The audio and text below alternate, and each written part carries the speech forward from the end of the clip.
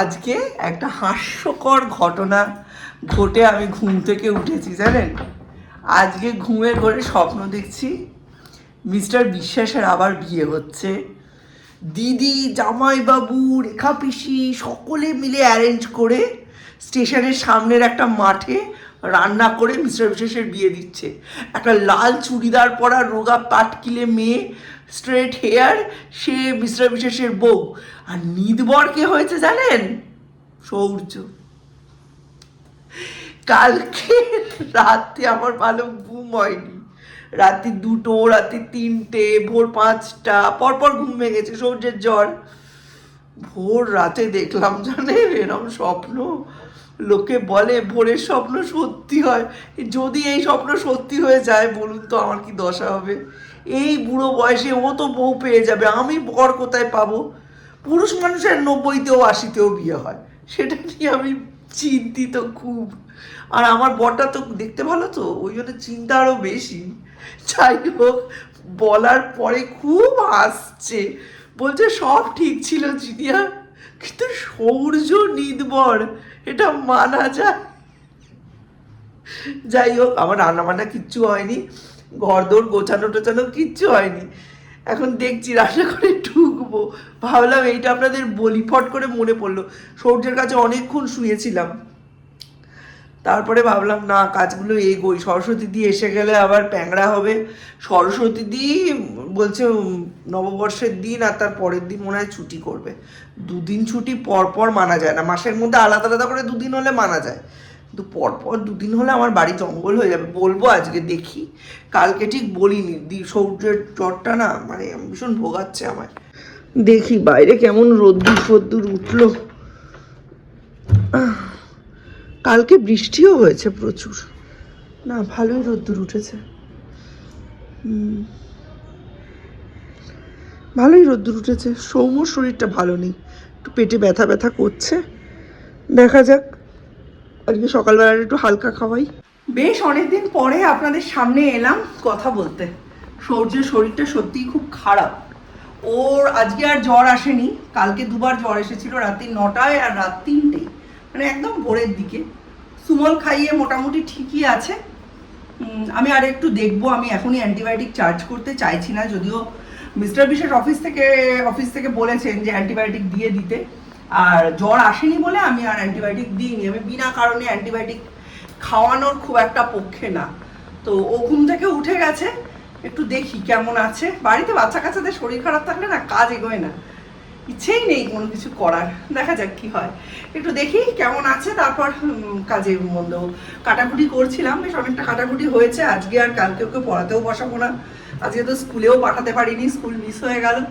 কি আর করব, বাচ্চা কাচ্চা জ্বর টর হলে আর এখন একটু রেস্টের দরকার ওর। দেখা যাক। জ্বর কমছেই না, জানলাটা খুলে দিয়েছি, শুধু পর্দাটা এরমভাবে টাঙানো রয়েছে। আমি পাশেই শুয়ে আছি, একটু নজর রাখা দরকার। কালকে সন্ধেবেলাতেও 6টার সময় জ্বর এসেছিল, রাত্রিবেলা 3টের সময় তো বেশ ভালোই গা গরম ছিল, সাথে মাথা ব্যথা ছিল। সুমল খাইয়েছি, আজকে অ্যান্টিবায়োটিকটা আবার দেব। ছেলেটা একদম নেতিয়ে গেছে পুরো। আজকে তাই সুমনকে আসতে বারণ করে দিয়েছি, বলেছি বৃহস্পতি আর শুক্র পারলে পরপর 2 দিন করিয়ে দিও, নয়তো এই সপ্তাহটা অফই রাখতে হবে, কিছু করার নেই। একটা জায়গায় গেমের বেরোতে পারছো না। আচ্ছা শোনো, সবসময় কিন্তু এইসব দেখলে হবে না, একটু দেখার পর একটু ঘুমানোর চেষ্টা করবে, তারপর আবার ঘুম থেকে উঠে একটু টিভি দেখবে, তারপর আবার একটু ঘুমোবে, তারপর আবার একটুখানি বারান্দায় খেলবে, এইরকম, ঠিক আছে? আজকে কিন্তু পড়াশুনো নেই, আজকে টোটাল ডে রেস্ট, ঠিক আছে? মনে থাকবে। কি গেম দেখছো দেখি? শরীরটা ঠিক আছে? জ্বর এসছে আর হালকা হালকা গরম আছে, তা কি অ্যান্টিবায়োটিকটা কি দিয়ে দিই? ওটা তো সুমল খেয়েছো, অ্যান্টিবায়োটিক দিয়ে দিই তাহলে, জ্বর জ্বর ভাবটা ঠিক হয়ে যাবে। এখন দরজা খুলে বাইরের কাজ বেশি করতেও পারছি না। আমি বাইরে বেরোই, সঙ্গে সঙ্গে পাখিটা উড়ে যাচ্ছে। আজকে রেখা পিসি আমার লাউ শাক দিয়েছে অনেকটা, এ খুব ভালো, আমাদের পুরো 2 দিন হয়ে যাবে। এই হচ্ছে ঝামেলা, বুঝলেন? কাটাকুটি করা হয়ে গেছে, কিন্তু কি রান্না করব বুঝতে পারছি না। সৌর্যকে তো আজকে হালকা পাতলা দিতেই হবে, তাই সৌর্যের জন্য ডাল সেদ্ধ, ডিম আলু সেদ্ধ করে রাখবো, ভাত দিয়েও খেয়ে নেবে। আমার আর সৌম্যকে নিয়ে হচ্ছে চিন্তা, আমার আর সৌম্যর জন্য কি রান্না করব। এই যে পিসি যে লাউ শাক দিয়েছিল, এই যে লাউ শাকের ডান্ডা ডুন্ডি আর এই পাতা আলাদা করে রেখেছি। বলা যায় না, পাতা একটু ভাজাও খেতে পারি। ঠিক আছে, লাউ শাক করার জন্য এখানে আলু কেটেছি, কিন্তু লাউ শাক রান্না করার জন্য বেগুন বা কুমড়ো কিছুই নেই। সুতরাং লাউ শাক আজকে তরকারি করার চান্স কম। একটু মটর ডাল ভিজিয়ে রেখেছিলাম, যদি লাউ শাক করতে হয় তো সেরম হলে মটর ডাল দিয়ে বড়াও করে খেতে পারি। প্লাস এখানে পটলের তরকারির জোগাড় করা রয়েছে, ডিম সেদ্ধ করা রয়েছে, এঁচোড় সেদ্ধ করা রয়েছে, এটা ভাজা কাটা রয়েছে, এটা ভাপিয়ে নিয়ে ভাজার হবে। এবং এত কিছু জিনিস তো নিশ্চয়ই রান্না করব না, কিন্তু কি রান্না করব এটাই ডিসাইড করতে পারছি না। সৌর্যের তো হয়ে গেছে, এমন কিছুভাবে প্ল্যান করতে হবে যাতে এই পুরো যা তরকারি আছে সব না করতে হলেও মানে এমন কিছু করা যে আজকের পুরো দিনটাই তাতে চলে যায়। ইদানিং আমার মানে ম্যানেজমেন্টের খুব ধন্যি হচ্ছে, তার কারণ হচ্ছে আমার আগের মাসের 5 তারিখে গ্যাস লাগানো হয়েছে, আজকে হচ্ছে এই মাসের 6 তারিখ, 32 দিন হয়ে গেছে এখনও আমার গ্যাস ফুরায়নি, কারণ ইন্ডাকশানটা একটু হেল্প করছে। তার সাথে সাথে আমার 5 কিলো তেল আগের মাসে লেগেছে। ঠিক আছে, 4 জন মানুষ 5 কিলো তেল আমরা যে ধরনের খাবার দাবার খাই, বাঙালি খাবার, 2 বেলা রান্না, 2 বেলা মাছ, তাতে 5 কিলো তেল লাগবে। তো এই জিনিসগুলো বেশ আমি হাতের মুঠোর মধ্যে এনেছি, এবং একবেলাই রান্না করছি, সেটা 2 বেলা হয়ে যাচ্ছে। এরকম করলে আমি দেখেছি তেল জ্বালানি দুটোই কম পড়ে, এটা খুব অবধারিত সত্য।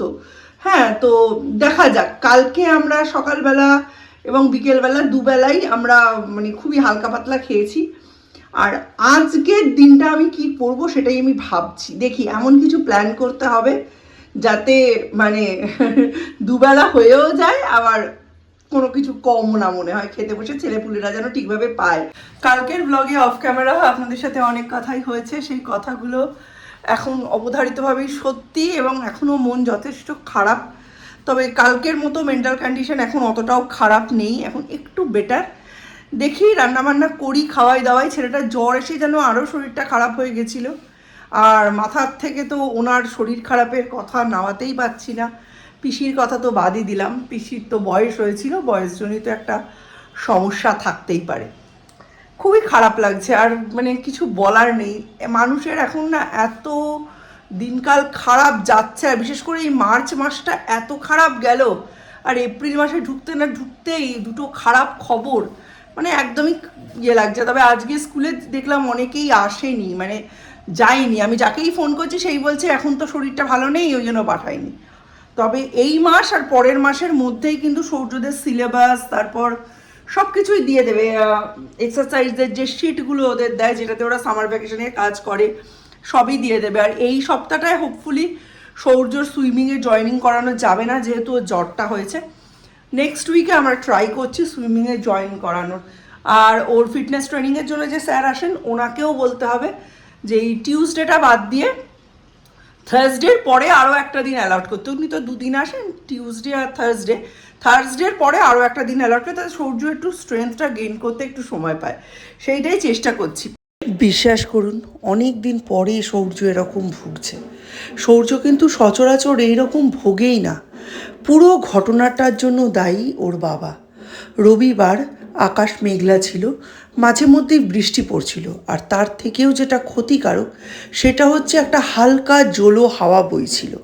আমি বারংবার মিস্টার বিশ্বাসকে বারণ করি যে ওকে স্নান না করাতে।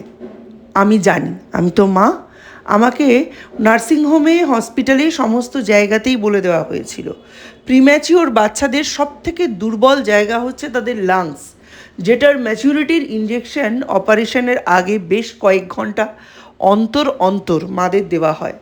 কিন্তু সেই সময়ই হওয়ার পর থেকেই এদের বলে দেওয়া হয়, হয় বাইরের বাতাস নয় ঘরের ভেতরের বাতাস এদের জন্য কাম্য। দুটো বাতাস একসঙ্গে মিক্স হয়ে গেলেই এদের লাংস সেটা নিতে পারে না। সৌর্যকে ওই দিন ট্যাঙ্কির ঠান্ডা জলে মিস্টার বিশ্বাস শ্যাম্পু করিয়েছেন। কোনো প্রয়োজন ছিল না, একটু গরম জল আমায় করে দিতে বললেই হয়ে যেত। অথচ উনি সেটা করলেন না। উনি অ্যাকচুয়ালি নিজেও বুঝতে পারেননি যে এটা থেকে এরম মারাত্মক কিছু একটা হয়ে যেতে পারে। সেই দিন রাত্রির থেকেই একটু গা গরম, তারপর জ্বর, আর এই দেখুন জ্বর কমছেই না।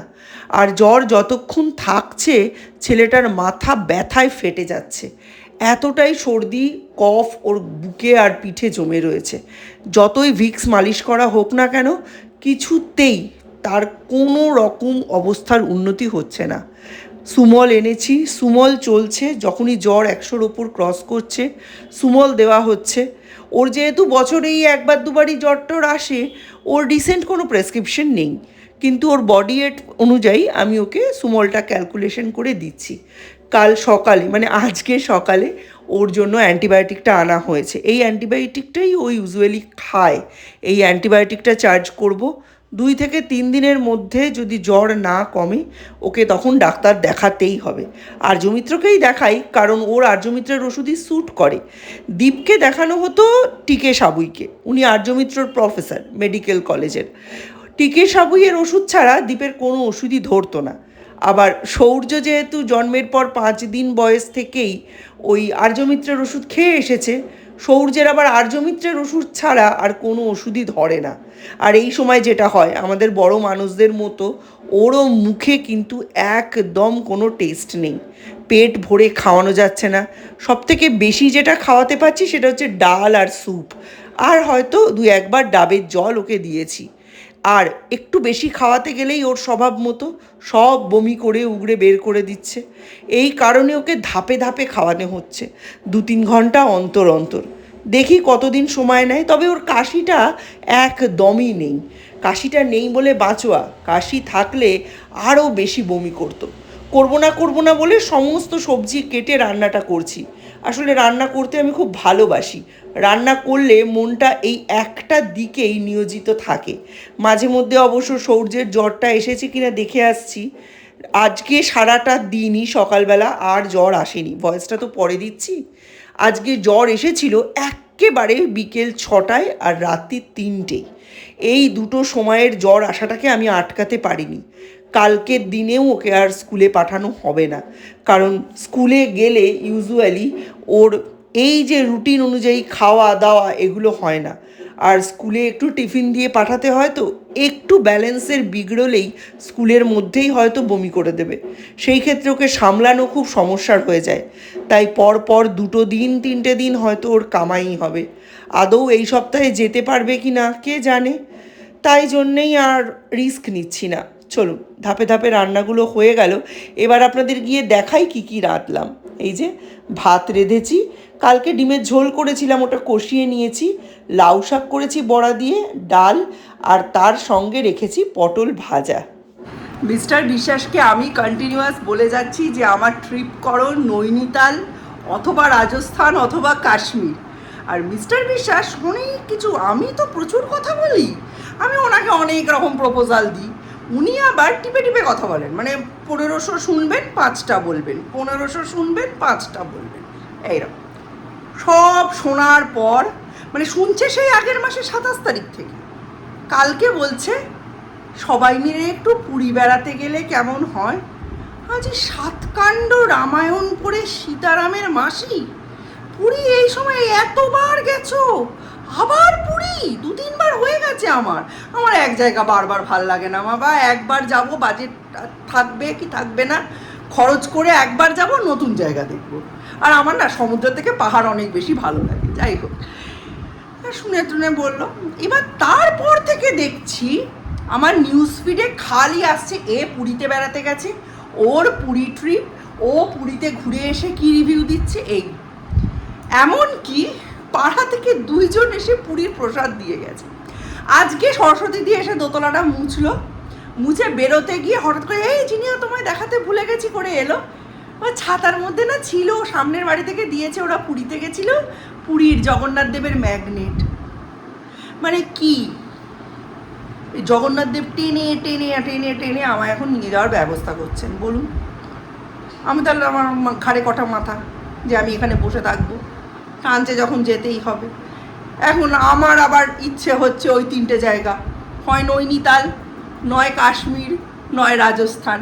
আর সব থেকে ভালো হয়, যেটার চান্স একেবারেই 0.001%, সেটা হচ্ছে আইদার চারধাম অর আন্দামান নিকোবর। এই দুটো হবে না, হলে ওই 3টের মধ্যেও একটা হতে পারে, মানে সেটারই প্ল্যান প্রোগ্রাম আমরা করছি। এখন দেখা যাক কি হয়। মৌয়েরও কিন্তু সমুদ্রে যাওয়ার ইচ্ছে নেই।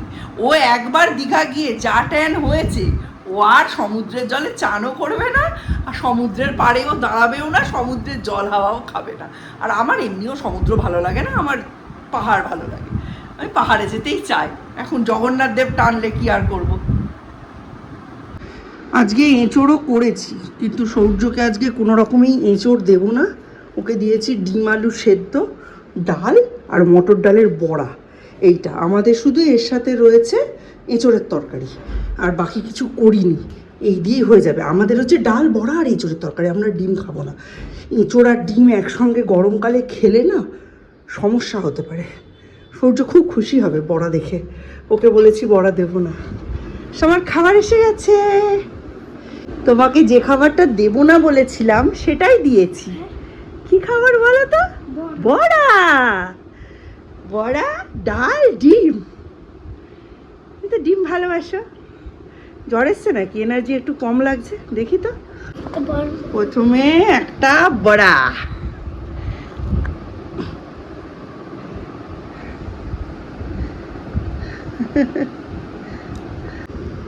সব সময় দুপুরে জেগে থাকবে রবিবার করে আর ফোন দেখবে। আর তোমার বাবা কালকে গরম জল না নিয়ে শ্যাম্পু করিয়ে দিল। এই রকম ভিজে ভিজে ওয়েদার ছিল, কোনো মানে হয়?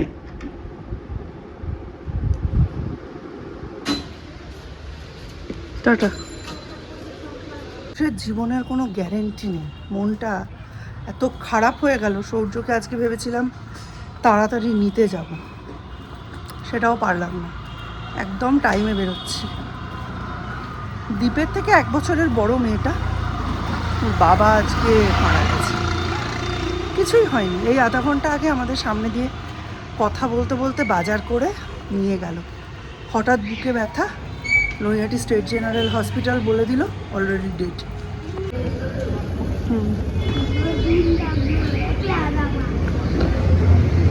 কম টিফিন কিনে খেতে বলেছি, বারবার ওয়াক উঠছে, অনডেম খাইয়ে পাঠিয়েছি।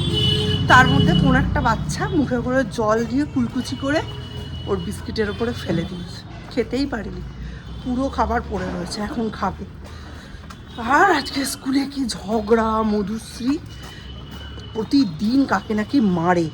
সব কটা মা একসঙ্গে জমায়েত হয়ে মধুশ্রীর মাকে বলেছে। মধুশ্রীর মা আবার ওর বাবাকে ডেকে এনেছে, বলছে প্রিন্সিপাল ম্যামকে বলবো। স্কুলের মধ্যে সাংঘাতিক অবস্থা। আমি কোনো রকমে পাশ কাটিয়ে বেরিয়েছি। এখনও জানি না এই মেয়েটার ব্যাপারে সেন্ট লিউকস কি ডিসিশন নেবে। তবে দ্বীপেদের এক বন্ধুর সময়ও এরমই সমস্যা হয়েছিল। তাকে প্রথমের দিকে প্রিন্সিপাল ম্যাম সেকশন চেঞ্জ করে দেন। সবকটা সেকশনের কোনোটাতেই যখন সে মানিয়ে নিতে পারলো না, তখন তাকে টিসি দিয়ে দেওয়া হয়।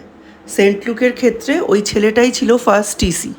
1983 সাল থেকে 2024 অবধি সেন্ট লুক কাউকে কোনো রকমভাবে টিসি দেয়নি, ওই ছিল ফার্স্ট। 4টায় শুয়ে সৌর্য উঠলো 8:30টার সময়।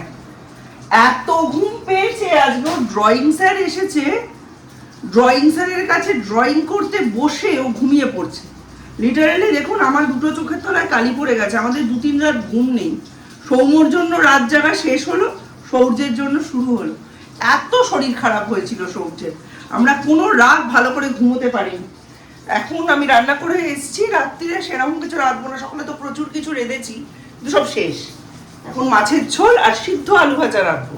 সিদ্ধ আলু ভাজা কি করে করে জানেন? এরম আলুগুলোকে ফালি ফালি করে কেটে হালকা নুন জলে একটু ভাপিয়ে প্রচণ্ড গরম তেলে, প্রায় একেবারে না তেলের মতো তেল দিয়ে ভাজা করে তার মধ্যে গোলমরিচের গুঁড়ো ছিটিয়ে দেওয়া, খুব ভালো টেস্ট হয়। আর বয়স্ক লোক আর বাচ্চাদের জন্য তো খুবই ভালো। আমরা এটাকেই করতাম আমার বাপের বাড়িতে, চৌকো চৌকো করে কেটে, ওটাকে আলু মরিচ বলতাম। আর এই রান্নাবান্না করে আমি সূর্যকে পড়াতে বসাবো। 4 দিন ওর পড়াশোনার সঙ্গে সম্পর্ক নেই। স্কুলে গেছিল আজকে, বেশ কিছু জিনিস করিয়েছে, সেই জিনিসগুলো একটু রিভিশন না দেওয়ালেই নয়। আচ্ছা, আগে ওকে একটু বসিয়ে রেখে আমি রান্নাটা করি। ওর একটা দুটো কাজ আছে হোমওয়ার্কের, সেগুলো নিজেই করতে পারবে। আমার শ্বশুরমশাই এই সিদ্ধ আলু ভাজা খেতে খুব ভালোবাসতেন। এই হালকা একটু ভাপিয়ে নেব, তারপর ভাজবো। আর এইখানে মাছের জন্য আলু ভাজছি। অন্য সময় আমার মাছের ঝোলে আলু ছাড়াও পটল বা ঝিঙে বা বেগুন কিছু একটা সবজি থাকে। আজকে আমার ফ্রিজের ভেজিটেবলের যে ক্রিস্পারটা একদম ফাঁকা, কিচ্ছু নেই, কয়েকটা লাউ শাকের পাতা পড়ে আছে। আজকে এইটা দিয়ে পেঁয়াজ টমেটো দিয়েই একটা কষা কষা তরকারি করে রাখবো মাছের। আর সকালে যা রান্নাবান্না করেছি দেখলেনি, অনেক রান্নাবান্না মানে ম্যাক্সিমামই উঠে গেছে, দু একটা রয়েছে, একটু এঁচড়ের তরকারি এইটুকুনি পড়ে রয়েছে, আর লাউ শাক বেশ এতটা মতো রয়েছে। ওইগুলো দিয়ে রাত্রিটা কাটিয়ে দেবো, কালকে বাজার করবো। মাছ আজকে এনেছে দেখলেন, আর বাকি বাজার কালকে করবো। এইটুকুনি হয়ে গেলেই যথেষ্ট। গ্যাসটা বন্ধ করে দিলাম, একটু এরম থাকুক, পরে ভাজছি। একটার বেশি কড়াই করা যাবে না। 3 দিনেও একটা ব্লগ শেষ হচ্ছে না। আসলে ব্লগটা থেকে বা ইউটিউবের এই চ্যানেল থেকে যদি হয়তো মনিটারি কিছু প্রফিট আমার হতো, তাহলে হয়তো এতটা লাগাম ছাড়া গা ছাড়া ব্যাপারটা আসতো না। অবশ্যই ভালোবাসি, কিন্তু নিঃস্বার্থ ভালোবাসাই বা কতদিন চলে। পুরোনো দিনের লোকেরা বলে না যে যখন দেখবে টাকা নেই ভালোবাসা ঘুলঘুলি দিয়ে উড়ে পালাবে। ঘুলঘুলি দিয়ে পুরো উড়ে পালায়নি, কিন্তু এখন না মন মেজাজ একটু চেঞ্জ। সেটা চিরস্থায়ী কিনা আমি বলতে পারবো না, তবে বেশ চেঞ্জ। খালি মনে হয় এই যে সময়টা আমি দিচ্ছি এটার পেছনে, এটা তো ইউজলেস না। বরং এই সময়ে একটু রান্নাঘরটা গুছালে ভালো হতো, বিছানার কভারগুলো যদি বেড কভারগুলো চেঞ্জ করতাম ভালো হতো, ছেলের খাতায় কিছু কাজ দিয়ে রাখলে ভালো হতো। এই সৌম্য যে সময় মানুষ হয়েছে ওই সময় তো আমি ব্লগিং করতাম না। কি সুন্দর সৌম্য মানুষ হয়েছে দেখুন। পড়াশুনোর ক্ষেত্রে পুরো ক্রেডিটটাই তো আমি আর অন্য কাউকে দিতে পারি না। যেমন ওকে বড় করার, ওর রোগপালা সামলানোর, ওকে টেক কেয়ার করার পুরো দায়িত্ব, ক্রেডিট, রেসপন্সিবিলিটি সবই আমার শাশুড়ি মায়ের, তেমনি পড়াশুনোর পুরো দায়িত্ব, ক্রেডিট, রেসপন্সিবিলিটি আমার ছিল। ভালোই তো হয়েছে। খালি মনে হচ্ছে এই বেকার জায়গায় টাইম ইনভেস্ট করে টাইমটা আর সৌর্যের ভবিষ্যৎটা নষ্ট করছি না তো। এখন সমস্ত অ্যাটেনশনটা চলে গেছে কি করে তাড়াতাড়ি রান্নাবান্না শেষ করব, কি করে কম তেল মশলা খরচ করব, কি করে নিজের লাইফস্টাইলটাকে আরও প্রোডাক্টিভ বানাবো। ওই যে সৌর্য ডাকছে, সৌর্যকে কখন কীভাবে পড়তে বসাবো, হোমওয়ার্ক কী করে করাবো, এই সব কিছুর ওপরে। অন্য জিনিসগুলো এখন মানে লেস ইম্পর্টেন্ট হয়ে গেছে। সৌর্য তোর খাতাটা বাইরে ছিল না? হ্যাঁ দীপ, তোকে বাবা কত ডাকলো। কানে মনে হয় হেডফোন করে দিয়েছে। এই যে খাতাটা নাও, ম্যাথ কপি কোনটা বের করো। ম্যাথ কপি এর মধ্যে, আচ্ছা ম্যাথ কপিটা খুলে দেখো। ম্যাম টিও কলাম করে দিয়েছে, ওইখানে 1 থেকে 50 লিখতে বলেছে, লিখবে। সে 1 নম্বর কপিটা, 1 নম্বর কপিটা অনেক দিন পরে হাতে পেলাম। হ্যাঁ এর মধ্যিখানে কি কি হয়েছে আমায় হয়তো লিখে নিতে হবে। ANT লিখেছে, এইখানে বুঝতে পারিনি, AXE লিখিয়েছিল, BALL বল, BAG ব্যাগ, এটাও ক্যাপিটাল, ম্যাম কারেকশন করেনি, খালি তলায় দাগ দিয়ে দিয়েছে। CAT ক্যাট, CAP পি এর নিচে নেমে গেছে, পি এর হ্যান্ড রাইটিং দেখুন বাবা। DOG dog, DOLL doll, right it again, এখানে আবার দিয়েছে লেখার জন্য, সে আর লেখেনি। এটা হোমওয়ার্ক সম্ভবত নয়, এত বাজে হ্যান্ডরাইটিং করেছে, এখানে আবার লিখতে বলেছে। যাই হোক, এখানে কোনো হোমওয়ার্ক নেই, ইংলিশ খাতায় এইটা খালি লেখাবো। DOG, লাস্ট বেঞ্চে বসেছিলে বলে তুমি দেখতে পাওনি ঠিক মতো। লেখো DOG ডগ, ডিটা ক্যাপিটাল, বাকি ORG স্মল, আর স্মল হবে ব্রাউন লাইনের মধ্যে। রাত্রে একটা খুব সুন্দর ছোট্ট ভিডিও আমি শেয়ার করেছি, সেটা হচ্ছে night routine for a weekend night, weekday night. ঠিক আছে, রাত্রিবেলা কীরমভাবে কাটাই আমি, যেটাতে পরের দিনটা একটু স্মুথ গোয়িং হয়, সেটার জন্য একটা ছোট্ট শর্টসের মতো বা মিনি ব্লগ বলতে পারেন, ওরকম শ্যুট করেছি, দেওয়া আছে, দেখবেন। আমার সিদ্ধ আলু ভাজা হয়েই গেছে। আমি এখানে এসেছি, দীপ এখন সৌর্যকে একটু দেখছে। দীপ যে কত পরীক্ষা দিচ্ছে তার কোনো ঠিক নেই, প্রচুর পরীক্ষা। আমাদের সময় আমরা খালি জয়েন্ট এন্ট্রান্সের কথাই জানতাম, এরা যে কত পরীক্ষার খবর জানে। আসলে আমাদের সময় ফোন ছিল না, ইন্টারনেট ছিল না, ওই ওয়েস্ট বেঙ্গল জয়েন্ট ছাড়া জানতামই বা। অনেক পরীক্ষার ফর্ম ফিল আপ চলছে এই মাসটা জুড়ে, ফর্ম ফিল আপ চলবে আর এই নেক্সট মাসটা জুড়ে হবে পরীক্ষা। কি কি পরীক্ষা দিচ্ছিস তুই? টোটাল 6টা আছে। নিট প্রথমে, সবার প্রথমে নিট হবে, তারপর সিইউটি, আইএটি আর এনইএসটি, এইমস প্যারামেডিক্যাল আর জেনিক্স। এগুলো সবই কি সিলেবাস একই? হ্যাঁ, সিলেবাস একই, জাস্ট সিইউটিটা জাস্ট 12, বাকি সবকটা 11-12 মিলিয়ে। পড়তে পড়তে হাঁপিয়ে পড়েছে, মা শুনতে শুনতে হাঁপিয়ে গেছে, বাবাও টাকা দিতে দিতে হাঁপিয়ে গেছে। This is the sad reality of a 11-12 science pursuing student. চোখ খোলা থেকে চোখ বন্ধ করা অবধি টাকা দাও টাকা দাও টাকা দাও টাকা দাও, বই কেনো বই কেনো বই কেনো বই কেনো, এক্সাম এক্সাম এক্সাম এক্সাম, কোথাও ঘুরতে বেড়াতে যেতে পারছি না। ফর্ম ফিল আপ চলেই যাচ্ছে তো চলেই যাচ্ছে, ফর্ম ফিল আপের কোনো অন্ত নেই। নামেই 6টা পরীক্ষা 7টা পরীক্ষা, এক একটা পরীক্ষার ফিস 700 থেকে 1000 1500 এই রকম। ও যে ভালো স্টুডেন্ট পাবে এটা আমরা সবাই জানি, তবে নিটটাই পাবে কি না এই ব্যাপারে এখনও আমি 100% কনফার্ম নই। যাই হোক, সৌর্যকে পড়ানো শেষ, এখন দীপ আর মিস্টার বিশ্বাস বসেছেন ফর্ম ফিল আপে। ওরা করে উঠলেই আমি ডিনারটা সার্ভ করে দেবো, কারণ কালকেও আমার স্কুলে পাঠানোর ইচ্ছা আছে। ওয়েদার খুব ভালো, আজও বৃষ্টি হচ্ছে, হ্যাঁ বাইরে প্রচণ্ড বৃষ্টি, খুব ভালো ওয়েদার, তো কালকেও পাঠাবো। হ্যাঁ, আর সেই জন্যেই আজকে ব্লগটা তাড়াতাড়ি এন্ড করে দিচ্ছি। নতুন একটা ব্লগে আবার আপনাদের সঙ্গে দেখা হবে, ততক্ষণের জন্য tata, bye bye, good night.